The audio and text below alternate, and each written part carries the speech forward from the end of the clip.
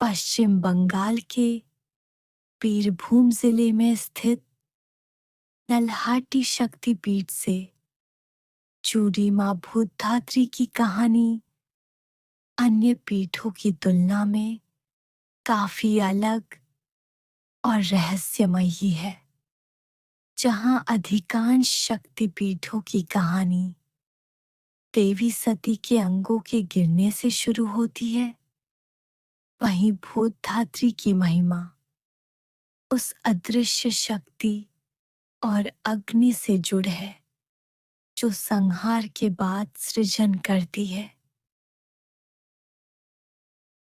यहाँ भूत का अर्थ प्रेत आत्मा नहीं, बल्कि पंचभूत पृथ्वी, जल, अग्नि, वायु और आकाश है। मां भूतधात्री वह शक्ति है जो इन पांचों तत्वों को धारण करती है। स्थानीय मान्यताओं के अनुसार जब भगवान शिव सती के पार्थिव शरीर को लेकर तांडव कर रहे थे, तब यहाँ देवी की नली, गले की नली या श्वासा नली गिरी थी। कहा जाता है कि सदियों पहले यह क्षेत्र घने जंगलों से घिरा था। वहां के राजा नल को एक रात मां काली ने स्वप्न में दर्शन दिए और बताया कि वे एक पत्थर के रूप में पहाड़ी के नीचे दबी हुई हैं। मैं केवल पत्थर नहीं, मैं वह नाद, ध्वनि हूं जो सृष्टि के कण कण में गूंजती है। मुझे बाहर निकालो और मेरी सेवा करो। जब राजा ने खुदाई करवाई तो उन्हें देवी की कोई मूर्ति नहीं, बल्कि एक स्वयंभू शिला मिली जो गले की हड्डी के आकार की थी। ताज्जुब की बात यह है कि इस शिला के नीचे से निरंतर जल की एक पतली धारा बहती रहती थी, जिसे मां का आशीर्वाद माना जाता था। नल्हाटी का यह मंदिर एक ऊंचे टीले पर स्थित है, जिसके ठीक नीचे एक प्राचीन श्मशान है। अनसुनी बात यह है कि प्राचीन काल में यहाँ साधक शव साधना करते थे। ऐसा माना जाता है कि मां भूतधात्री यहाँ केवल देवताओं की माता के रूप में नहीं, बल्कि उन अतृप्त तत्वों को शांत करने वाली देवी के रूप में विराजमान है, जो ब्रह्मांड के विनाश का कारण बन सकते हैं। मंदिर के गर्भगृह में एक दीपक जलता है, जिसे लेकर मान्यता है कि इसे कभी बुझने नहीं दिया गया। स्थानीय लोग मानते हैं कि इस ज्योति में साक्षात मां का तेज वास करता है। नल्हाटी शक्तिपीठ की एक विशेषता यह भी है कि यहाँ देवी को भोग में चढ़ाया जाने वाला प्रसाद अन्न के साथ साथ विशेष रूप से मछलियों का भी होता है, जो बंगाल की तांत्रिक परंपरा का हिस्सा है। लेकिन इसे मां को चढ़ाने की विधि इतनी गुप्त रखी जाती है कि मुख्य पुजारी के अलावा कोई इसे देख नहीं सकता।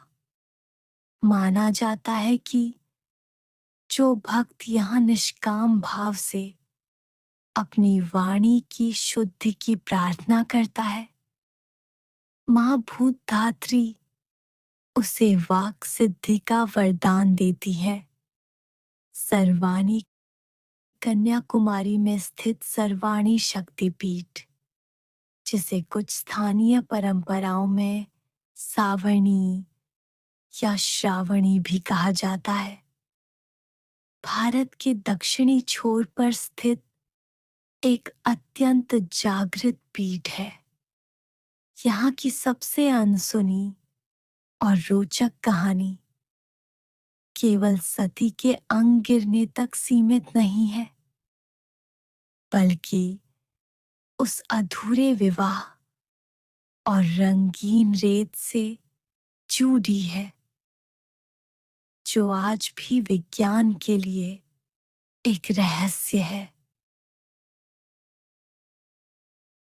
पौराणिक कथाओं के अनुसार यहाँ माता सती की पीठ, स्पाइन या दाहिना कंधा गिरा था।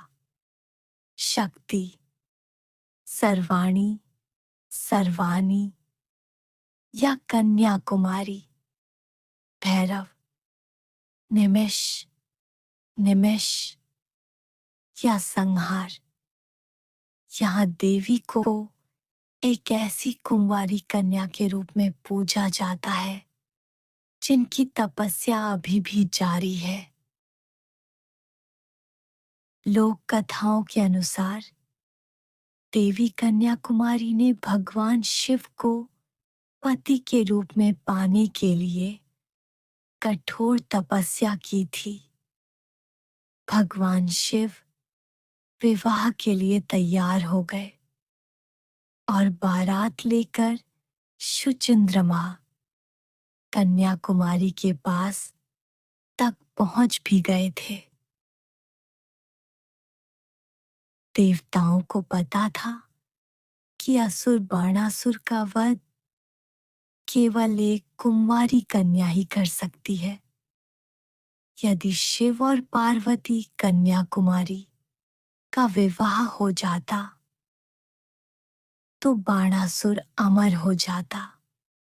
देवताओं के अनुरोध पर नारद मुनि ने एक लीला रची।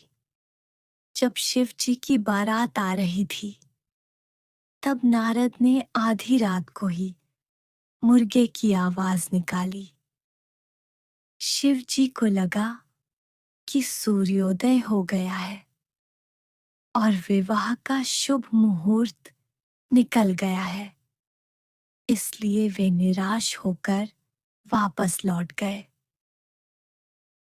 आज भी कन्याकुमारी के समुद्र तट पर आपको चावल के आकार की रेत मिलेगी, जो अलग अलग रंगों, लाल, भूरे और सफेद की होती है। कहा जाता है कि विवाह की तैयारी के लिए जो बिना पका हुआ चावल और दाल रखी गई थी, विवाह न होने के कारण देवी ने क्रोध और दुख में उन्हें वहीं बिखेर दिया। वही चावल कालक्रम में पत्थर और रेत बन गए। वैज्ञानिक रूप से यह अलग तरह के खनिज तत्व हैं, लेकिन भक्तों के लिए यह उस अधूरे प्रेम की निशानी है।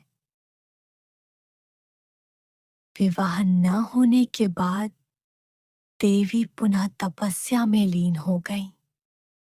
जब बाणासुर ने उनकी सुंदरता देखकर उनसे जबरदस्ती विवाह करना चाहा, तब देवी ने अपने प्रचंड रूप में उसका वध किया।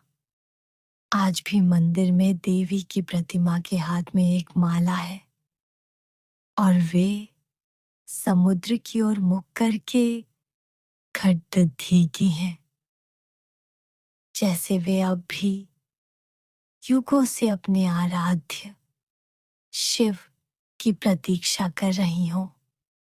सावणी या सर्वाणी शक्तिपीठ हमें सिखाता है कि कभी कभी अधूरापन भी ईश्वरीय योजना का हिस्सा होता है, ताकि संसार का कल्याण, बाणासुर का अंत हो सके।